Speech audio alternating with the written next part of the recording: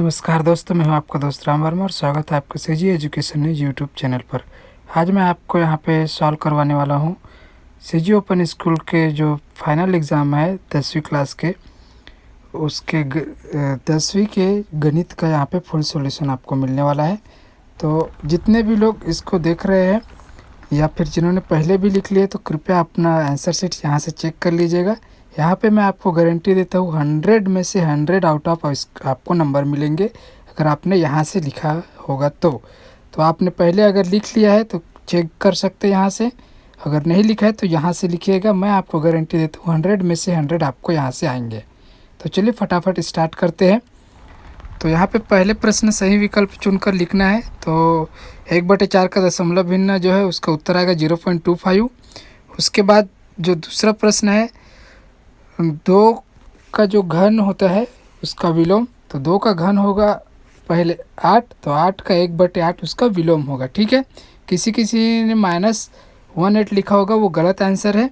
ठीक है, तो 1/8 ये आएगा। उसके बाद 3 का जो है वर्गमूल होता है, तो 3 का वर्गमूल आपको सभी को पता है 2 होता है। ठीक है, उसके बाद जो प्रश्न 4 नंबर है 2x² y में x² का गुणांक है। तो गुणांक का मतलब होता है कि x² को छोड़ के उसके गुना में सामने पीछे जितने भी लंबा वहाँ पर होगा, ठीक है, सामने और पीछे में जो कहीं भी, तो उसके साथ जो भी है गुना में तो उसका गुणांक होता है। तो यहाँ पे 2 और x को हटा दिया जाए तो यहाँ पे y, तो 2y इसका गुणांक है। ठीक है, उसके बाद x² -9y² का गुणनखंड होगा। तो इसका गुणनखंड देखिए a - b a² - b² के फॉर्म में है। ठीक है, तो a² - b² के फॉर्म में है। तो देखिए b का अगर 9 को हम लोग देखें तो 3 का स्क्वायर है। ठीक है, तो जब a² - b² होता है तो उसको जब प्रसार करते हैं तो क्या होता है, x + a + b और a - b होता है। उसी प्रकार x + 3y x - 3y होगा। ठीक है, आगे बढ़ते हैं 6 नंबर का क्वेश्चन। तो 5/6 + 3/8 का मान होगा। तो इसको आपको सॉल्व करना है। तो सॉल्व कैसे करना है देखिए बताता हूँ। तो यहाँ पर आपको 6 और 8 का क्या होगा एलसीएम, 8 × 2 = 16, 8 × 24, तो 24 होगा, है ना। तो 5/6 गुना ये 24 करेंगे, 24 ऊपर और 24 नीचे, तो ये कितना हो जाएगा 6 × 4 = 24, है ना।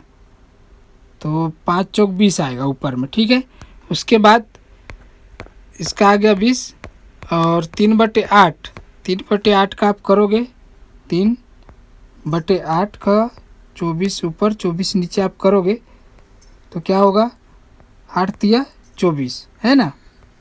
ठीक है, तो 8 × 3 = 24 आएगा इसका आंसर। उसके बाद इसका कितना आया था 5 × 4 = 20 और 8 × 3 = 24, तो 3 × 3 = 9 और नीचे में 24 आएगा। तो 20 और 9 29/24 इसका आंसर आएगा। ठीक है, ऐसा है। तो चलिए अब आगे बढ़ते हैं। तो 7वां है निम्न समांतर श्रेणी का सर्वांतर क्या है। सर्वांतर क्या होता है, द्वितीय पद माइनस प्रथम पद। तो द्वितीय पद यहाँ पे 3 है और प्रथम पद 5 है, तो 3 - 5 करोगे तो कितना आएगा -2। उसके बाद 7वां है समीकरण x - 2y = 0 में यदि y = 1 हो तो x का मान। अब यहाँ पर y = 1 लिख देंगे तो यहाँ पे 2 का मान 2 ही होगा, x - 2 होगा। ठीक है, x - 2 होगा। तो जब -2 को उस तरफ बराबर के लेके जाएंगे तो x बराबर कितना होगा 2। ठीक है, माइनस उसका हट जाएगा। उसके बाद 12 × 25 का प्रतिशत रूप होगा।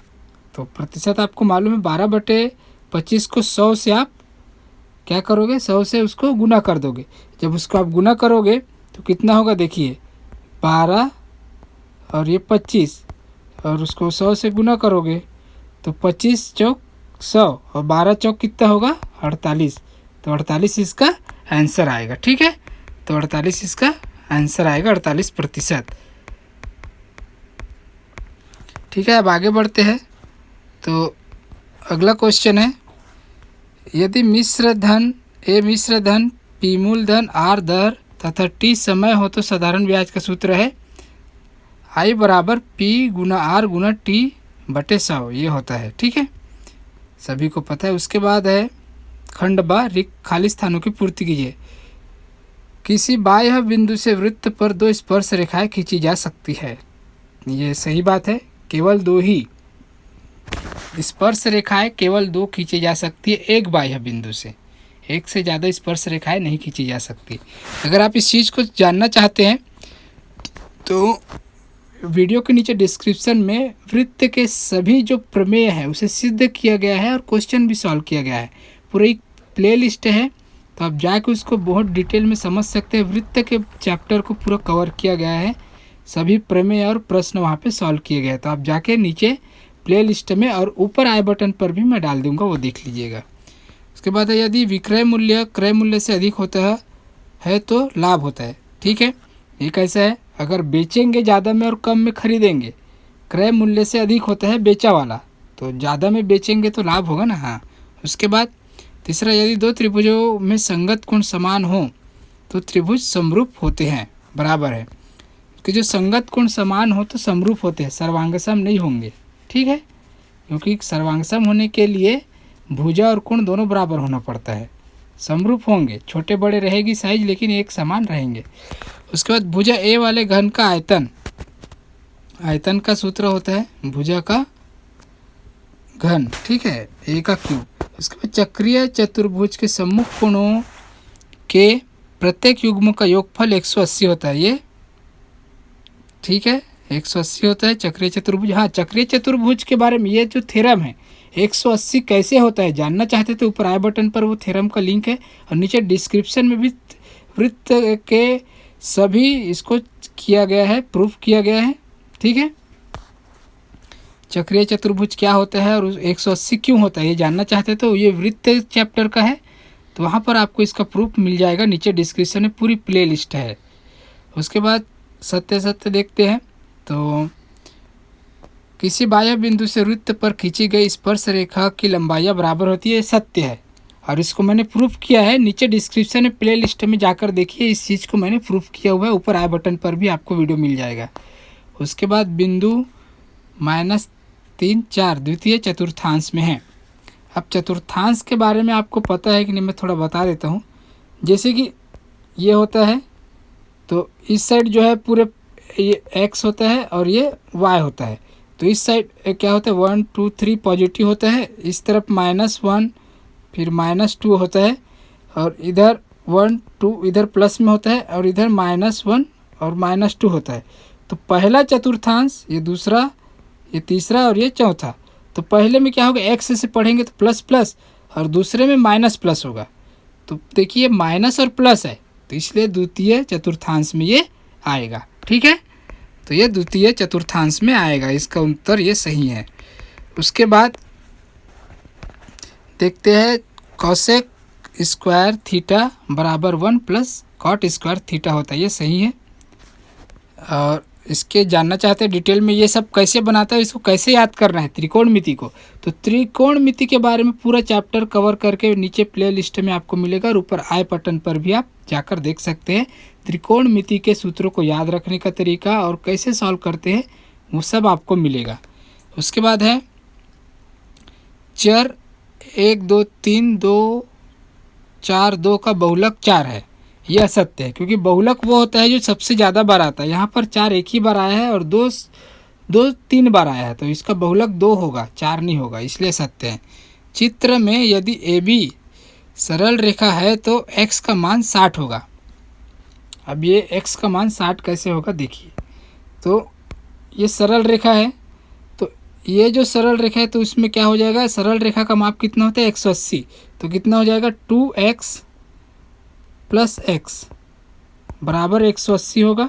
ठीक है, अब तो कितना हो गया 3x बराबर 180, तो x बराबर कितना होगा, 3 के 180 को भाग कर देंगे तो 6 × 18, तो ये 60 होगा। तो x का मान कितना होगा 60। ठीक है, तो इसका ऐसा आंसर आएगा। उसके बाद समझ में आ रहा है आपको। उसके बाद आगे बढ़ते हैं। तो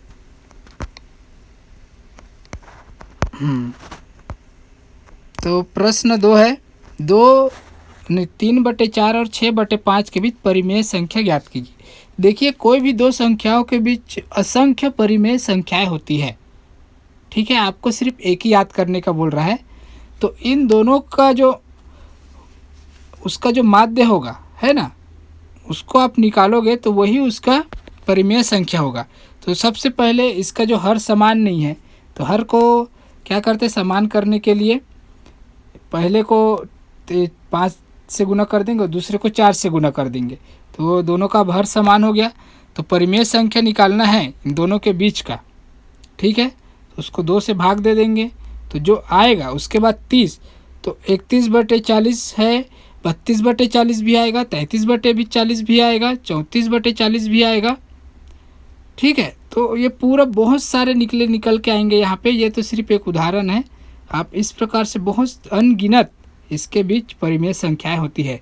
ये वाला आंसर सबका अलग आएगा, जितने भी सॉल्यूशन आपको मिलेंगे, और सबका सही भी आएगा, सही भी आएगा, सबका आंसर अलग आएगा, क्योंकि इनके बीच परिमेय संख्या असंख्य होती है। किन्हीं दो संख्याओं के बीच परिमेय संख्या असंख्य होती है, ठीक है। उसके बाद प्रश्न क्रमांक 3, -3x + 4 तथा 2x² - 7x - 2 का योग ज्ञात कीजिए। दोनों को जोड़ना है, ठीक है। तो जोड़ दीजिए। तो प्लस का 4 और -2 तो हो जाएगा 2 प्लस का, और -3 - 7 10 हो जाएगा, और माइनस आएगा, तो 2x² - 10x + 2 इसको जोड़ना है। अब इसको सॉल्व करने के लिए नहीं बोला है, अभी सॉल्व करने बोला होता तो सॉल्व करते थे। सिर्फ जोड़ने का बोला है, तो उत्तर इसका इतना आएगा, आगे का कुछ करना नहीं है, ठीक है।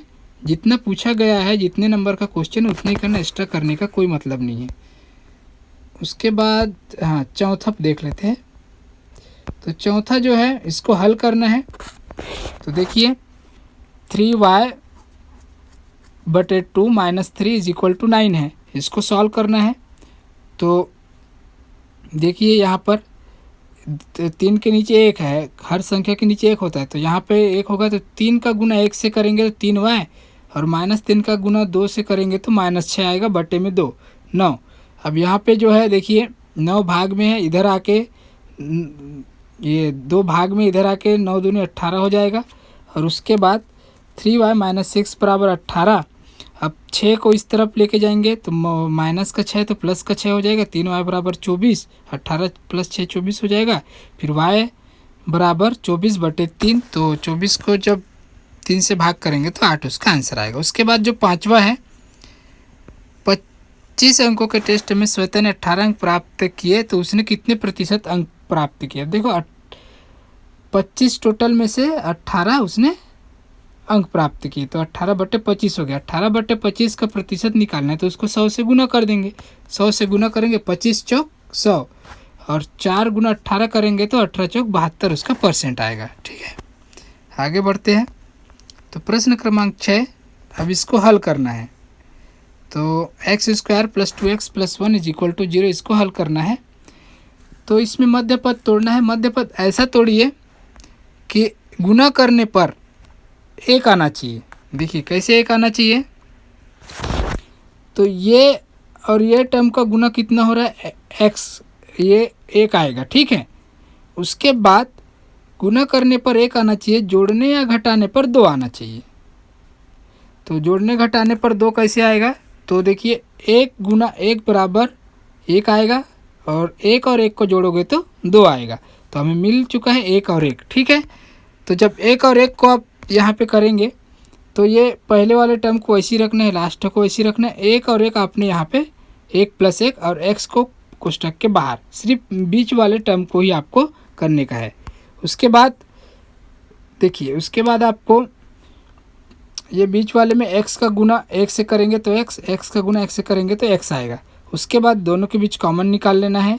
कॉमन निकालने के बाद, कॉमन यहाँ पे देखिए x कॉमन है, यहाँ पे 2 बार x वाला आ गया, उसको एक ही बार यहाँ लिख देंगे। उसके बाद x और 1 है तो उसको यहाँ पर लिख देंगे, ठीक है।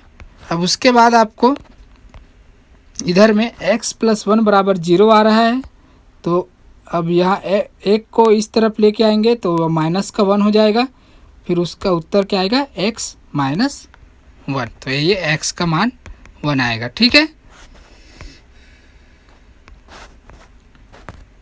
तो ऐसा इसका आंसर आएगा। उसके बाद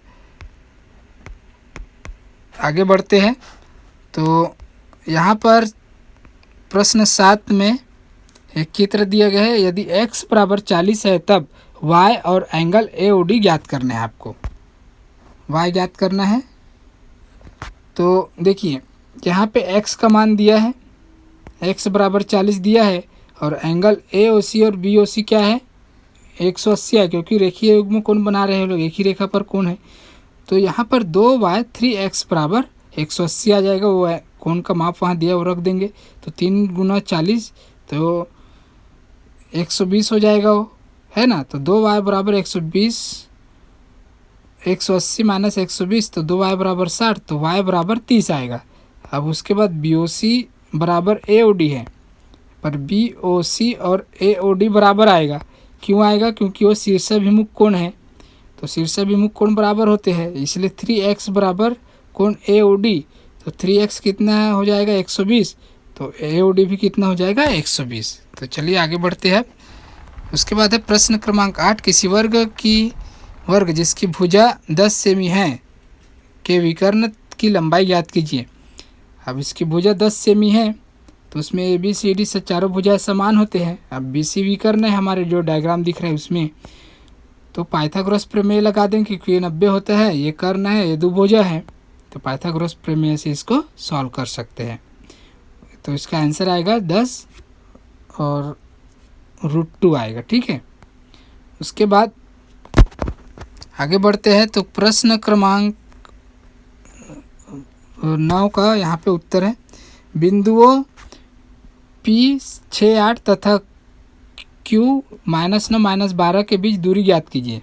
तो दूरी ज्ञात करने का सूत्र जो होता है x2 - x1 y2 - y1 होता है। तो यहाँ से हम x2 और y2 का मान निकाल लेंगे, y1 और y2 का भी, फिर उसको यहाँ पे रख देंगे।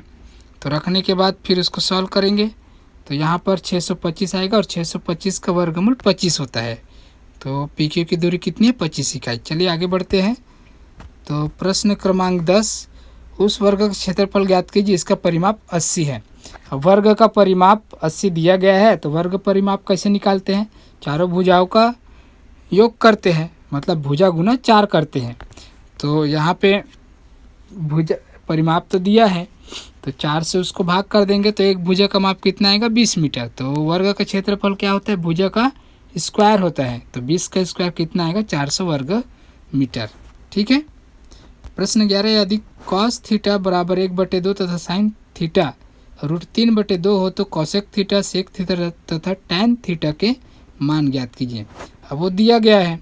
अब cosec थीटा आपको पता है 1/sin होता है, तो 1/sin का मान √3/2 डालेंगे, तो ये इसका व्युत्क्रम जब इसको सॉल्व करेंगे तो 2 ऊपर और 3 नीचे हो जाएगा। उसके बाद sec थीटा, तो sec थीटा होता है वो cos का उल्टा होता है, 1/cos होता है, तो 1/cos का मान दिया गया 1/1/2 होए, तो वो क्या हो जाएगा 2। उसके बाद tan थीटा, तो tan थीटा जो है sin थीटा बटे cos थीटा होता है, तो यहाँ पे sin थीटा का मान दिया है और cos थीटा का भी मान है, तो मान को वहाँ पे रख देंगे, तो इसका उत्तर कितना आएगा √3। ठीक है, उसके बाद आगे बढ़ते हैं।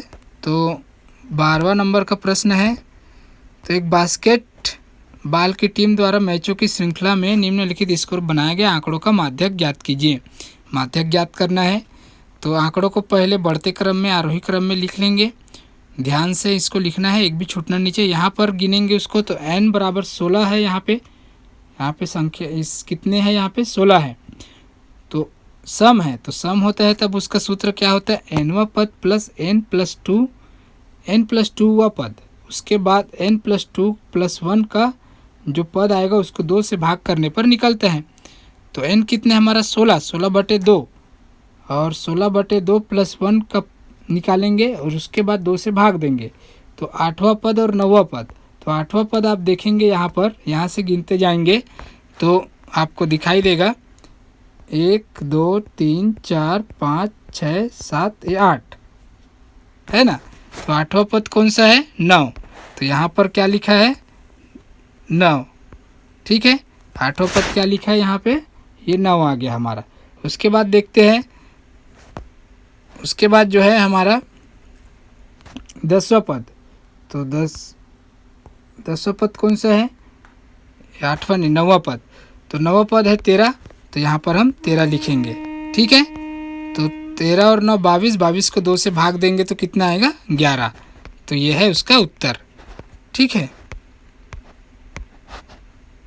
चलिए अब आगे बढ़ते हैं। तो 1 मिनट, हाँ। उसके बाद अगला क्वेश्चन जो है 13वां, एक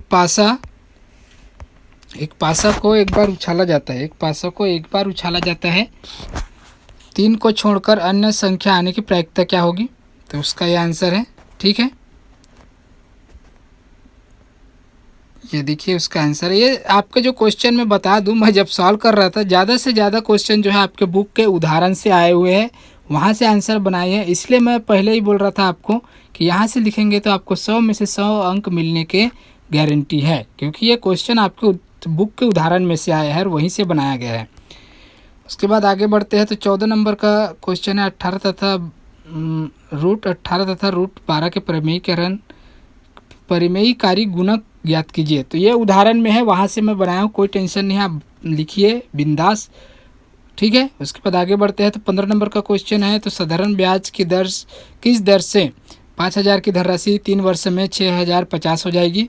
तो यहाँ पे सब लिख लेना, आपको निकालना है जो प्रतिशत, कितने प्रतिशत बोल रहे हैं ना, तो वही निकालना है। तो सबसे पहले जो मिश्र धन ये था, उससे आपको उसका ब्याज कितना हुआ वो निकालना है। जब ब्याज पता चल जाएगा तो आप ये सूत्र P गुना R गुना T लगा के 100 से भाग दे दोगे, तो उसमें R का मान निकल के 7% आएगा।